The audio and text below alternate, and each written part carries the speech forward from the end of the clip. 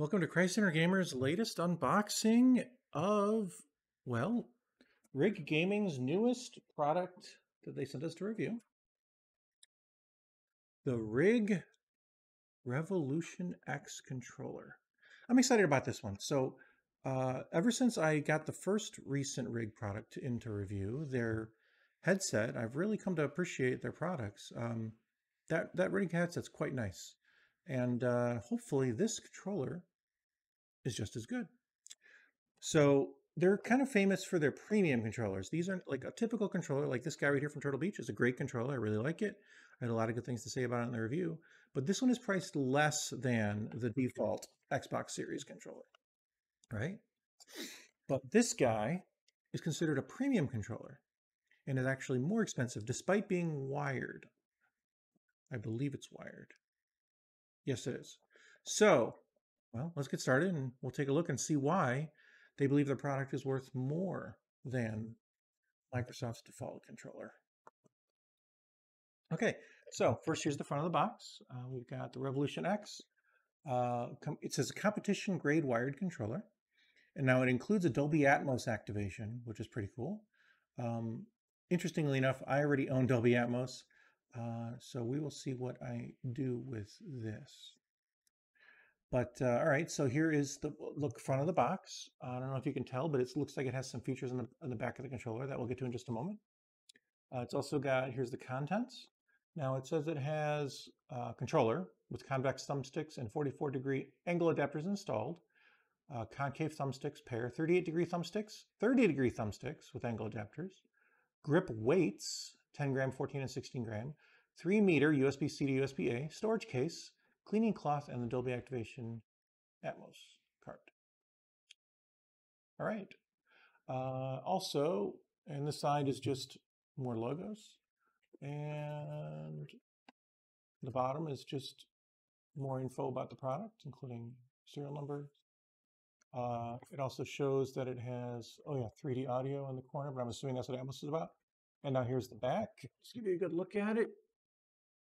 Okay. Now, a couple things to point out.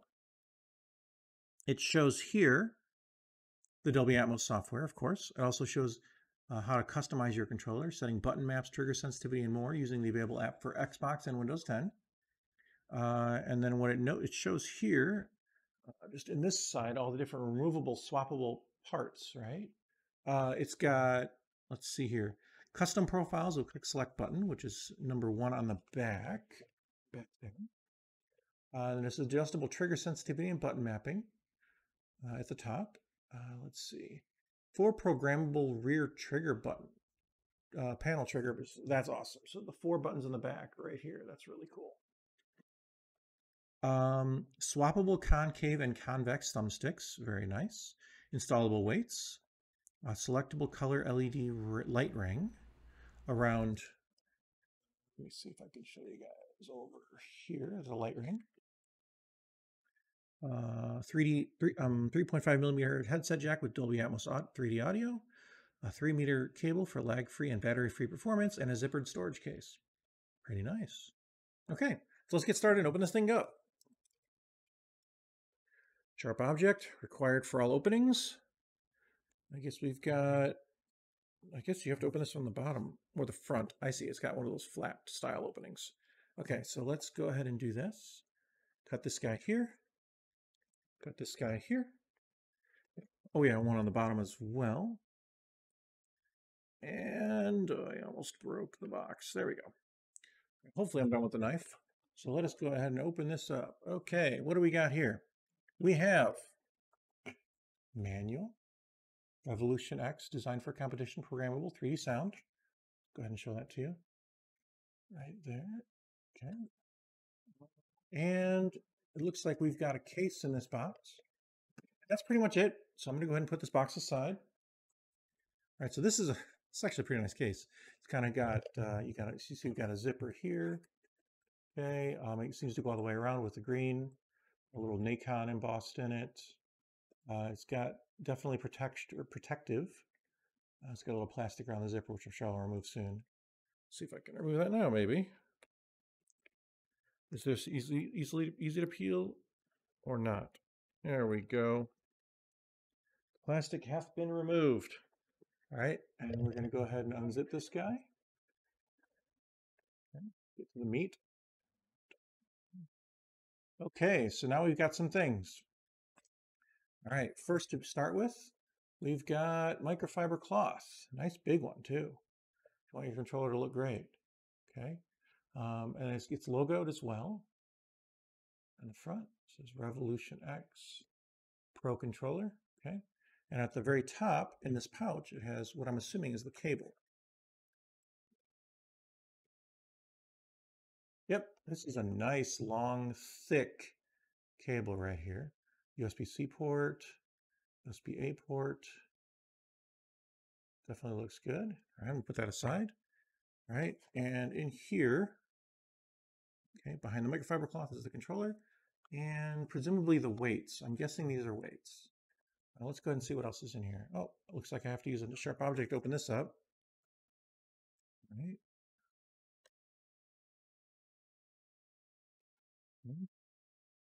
Trying to remove that. Okay, so we've got removing the stickers here. And the other sticker as well. Interesting way they attach the sticker to the packaging. Oh, all right, so let's go ahead and open this up. Okay, yeah, this is a lot of different, oh, it's got weights and sticks. It's got different weights. So here's a 14-gram weight, okay, and then a different stick top. This is a convex stick. It's got Nacon's logo on it, okay, right here. And here around some rings, here's some metal rings. And then here is, okay, there's just rings. Okay, I thought that was a stick, but it doesn't appear to be, it's just rings. All right, so we've got two convex covers, weights, and these rings.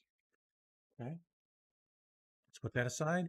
Let's grab the controller itself, and that appears to be all that fits in this box. So a couple first impressions here. This has smooth triggers instead of bumpy, like the series has, or the Turtle Beach has. I have to admit, I kind of like the bumpies, but I do end up fidgeting with them constantly. It has a nice textured grip on the side and the back as well, right here. And also on this thumb grip. It's pretty light, which I'm assuming is what the weights are there to deal with. Okay, so we've got on the front, you've got your pretty standard button layout. Okay, we've got deep buttons, thumbstick, and D-pad. Initial impressions, the buttons are bigger, kind of like Nintendo's buttons. That's interesting. The stock buttons are a little bit smaller. They seem fine. This thumb pad is a different texture. I kind of gotten used to the Microsoft outside ridges sticks. Same thing with this one, but this one does not have that, and instead has textured in the middle and smooth on the outside. So it's a different design. And this one is the same way. It's got a little snake logo or something in the middle. All right, and it's got the share button down here, Xbox here, and start and select buttons.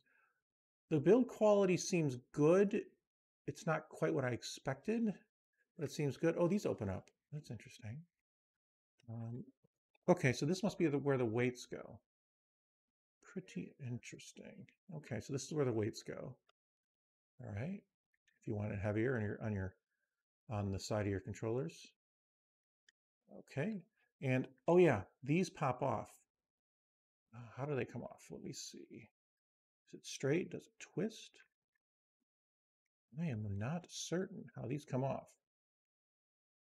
I may have to open the manual. All right. So let me just go ahead and these back triggers, see what I think about those.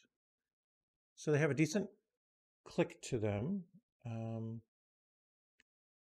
I can't say that they feel particularly premium in that respect, but they're decent feeling, and they're there on the back. So you got here, here, here, and here. They're a decent location. I could work with this. It's got LEDs on the bottom. I didn't notice at first, presumably for player 1 through 4. And another little status LED at the top. Triggers feel pretty stock-like, but they're smooth like the older Xbox controllers. Okay, so it's pretty interesting. It's got a profile button in the back and a switch for classic and advanced, which I'll have to look into. Let's see if I can figure out really quick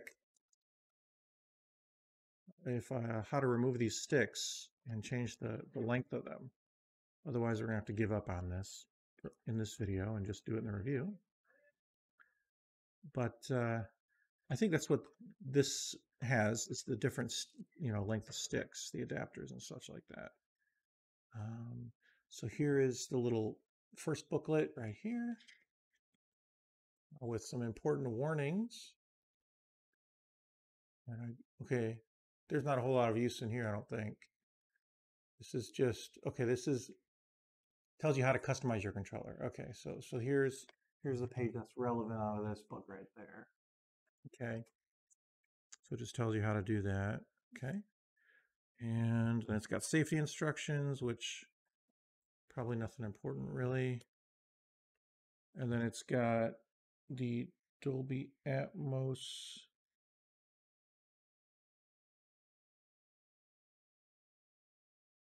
This device automatically activates Dolby Atmos when connected to an Xbox Series X. Interesting. Okay. So that's something to do there. So it's automatic. It shows you how that works. So apparently you connect the controller and it just works. Okay. Here's your help support thing. Well, that's good because I was concerned about there being a license key or something. There is not. All right. So here's some stickers for Rig. Okay. Okay. You know what? I may have to come back to how to customize this because it says for a full instruction booklet to go to my.nacongaming.com/engb/support. So I don't know if I'm going to be able to figure out how to take this off without breaking it. Don't want to break it. I really don't want to. Oh, it just came off. Okay, so it does pull right off. Okay, good. And it looks like this here, now that it's off, is customizable with these discs. Okay, so see this guy right here? This can go on top of this, just right over it. So, which makes it a smaller spinning range versus the full, which is the default. And there's an even larger one. I'm trying to get this out with one hand. Easier than it seems.